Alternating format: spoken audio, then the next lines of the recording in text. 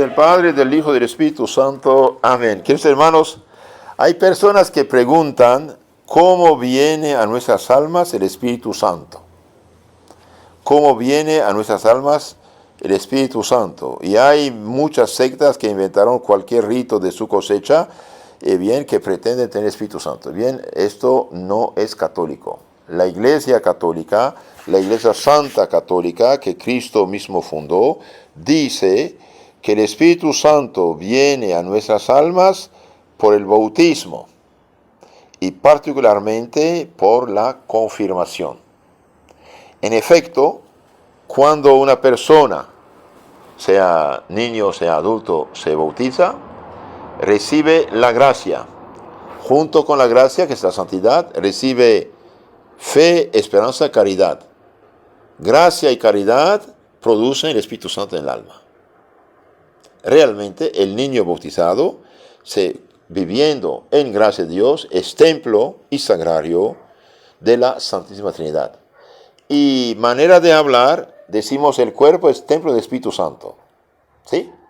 Como a Dios Padre se atribuye la creación, a Dios Hijo la redención y al Espíritu Santo la santificación, por eso hablamos de esta manera. Pero en lo concreto, todo lo que Dios hace fuera de sí es obra del Padre, del Hijo y del Espíritu Santo. Entonces, en el bautismo recibimos la presencia de Dios Padre, Hijo y Espíritu Santo, que son inseparables.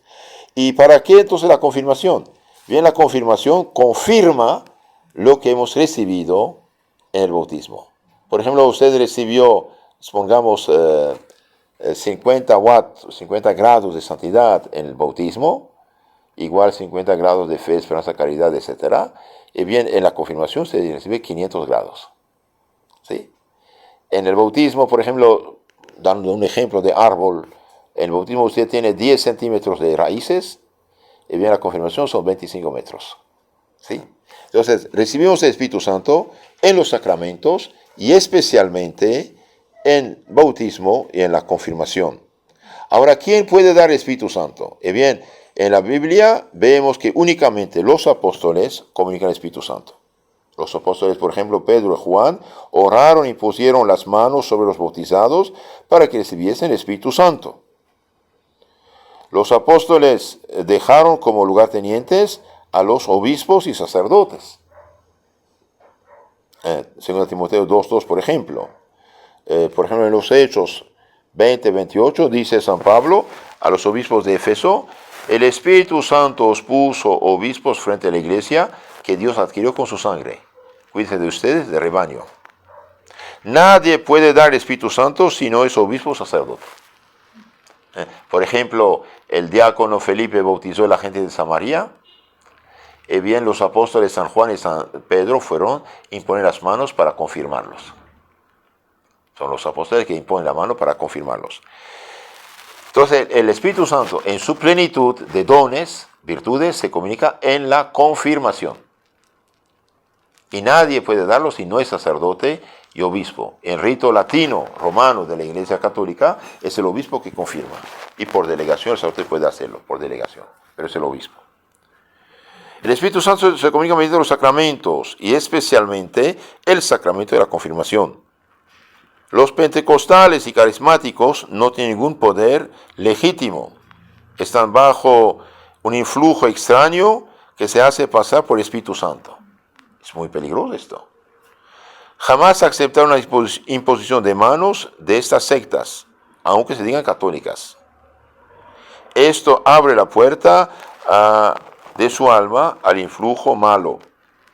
El demonio le gusta hacerse pasar por el Espíritu Santo. Ahí está el problema.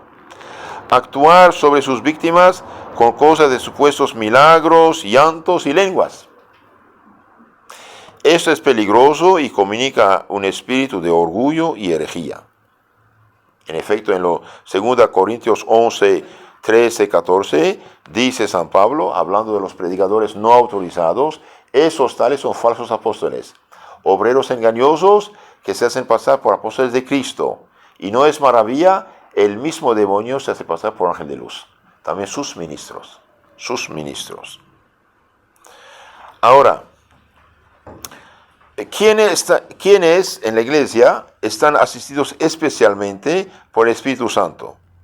Y bien, están asistidos especialmente por el Espíritu Santo el Papa y los obispos para el bien gobierno de la iglesia. Ahora, en la medida que el Papa y los obispos cumplen con sus deberes, porque el Concilio Vaticano I, en 1870, cuando proclamó lo que llamamos la infalibilidad papal, ¿qué dijo?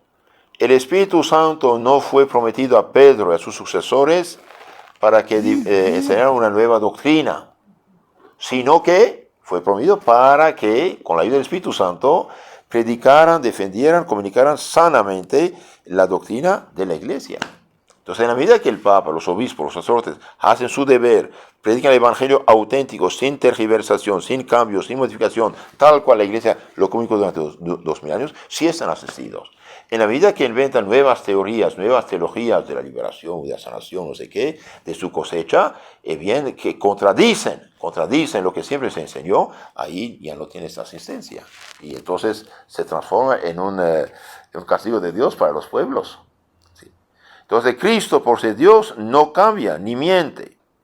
Cristo dio su Espíritu Santo a sus apóstoles y los apóstoles lo comunicaron a sus legítimos sucesores. Prometió estar con su iglesia hasta el fin del mundo. Esto lo vemos en San Mateo 28, 19. Ahora, digo esto en comparación a las sectas. Los fundadores de sectas protestantes que pretenden ser dirigidos por el Espíritu Santo o mienten o se dejan engañar por el demonio que se hace pasar por ángel de luz. Entonces el demonio se hace pasar por ángel de luz. Esto está en 2 Corintios 11, 13. Y el demonio, cuidado, puede hacer cosas muy bonitas y buenas con tal de engañar. Te da 90% bueno y 10% falso. Un pastel con gramos de veneno, pueden comer, pero habrá problema, ¿no? Ahora, una cosa muy importante. Hoy, debido a la confusión actual de las sectas protestantes, que tienen de hecho rituales inventados de cosecha, que no son protegidas contra el demonio se hace pasar por el Espíritu Santo en esas sectas. Santo Agustín dice, el demonio está amarrado, atado únicamente en la iglesia de Cristo, que es la católica. Y en la católica, en la medida que los pastores católicos sí hagan su deber, cuando hacen otras cosas ya no funciona eso tampoco. Cuidado. Entonces, los ángeles malos, noten esto, es muy importante. Los ángeles malos, por ser ángeles, tienen el conocimiento de las leyes de la naturaleza. Pueden actuar sobre nuestra imaginación, nuestros sentidos. El hecho de sentirse bien no es forzosamente obra del Espíritu Santo. Uno puede sentirse muy bien, sentirse feliz, contento, animado, alegre, pero cuando uno tiene un poco de experiencia ve que no es obra del Espíritu Santo, son como idos. Entonces, los ángeles malos, por ser ángeles, tienen el conocimiento de las leyes de la naturaleza, pueden actuar sobre nuestra imaginación y nuestros sentidos. El demonio puede provocar un tal sentirse bien, puede incluso ayudar para libertarse de unos vicios a cambio de la pérdida de la fe católica. El demonio puede sin ningún problema hacer hablar lenguas, hacer curaciones. Estos son prodigios anunciados por Cristo. Pues el demonio no necesita estudiar 10 años tal idioma. En un exorcismo en Guatemala, el demonio hablaba por la boca del poseído acento chapín. Claro. De hecho, para saber si alguien está poseído, el ritual de la Iglesia Católica tradicional dice, hágale en latín y en griego las preguntas. Si la persona que no sabe nada te contesta en latín, griego, arameo, significa que es el demonio, ¿no? El demonio tiene conocimiento de las leyes de la naturaleza. Puede hacer prodigios, falsos milagros, cosas extraordinarias. Puede hablar lenguas, puede hacer curaciones, puede hacer muchas cosas. Y hoy, debido a la ignorancia de la gente, apenas algo no es totalmente normal, ya milagro. Espere. Que quede claro, Dios nunca hace un milagro en favor de una secta. ¿Por qué? Porque daría poder divino algo falso. Dios no lo hace. Pero el demonio puede imitar cosas. hacer hablar lenguas, no hay problema. Hoy va. No sé qué dicen, pero no, ok, pero en la historia de la iglesia vemos santos hablando en lenguas, pero la gente entendía lo que decían. ¿Qué dicen los Hechos de los Apóstoles cuando Pentecostés? ¿De dónde esta gente no es Galilea, los apóstoles? Hablan arameo. ¿Y qué está pasando? Nosotros, griegos, romanos, de Mesopotamia, de Frigia, de Egipto, entendemos nuestros idiomas. ¿No? San Vicente Ferrer, en los años 1400, habló en casi todos los países de Europa. Habló español. La gente entendía. Entonces, los milagros falsos existen. ¿Qué dice Cristo? Capítulo 7 de Mateo 7, 15, 23. Dice, el día del juicio muchos dirán, Señor, en tu nombre profetizamos, en tu nombre lanzamos demonios, en tu nombre hicimos muchos milagros. ¿Qué dice Cristo? Alejen de mí, obradores de iniquidad, no os conozco.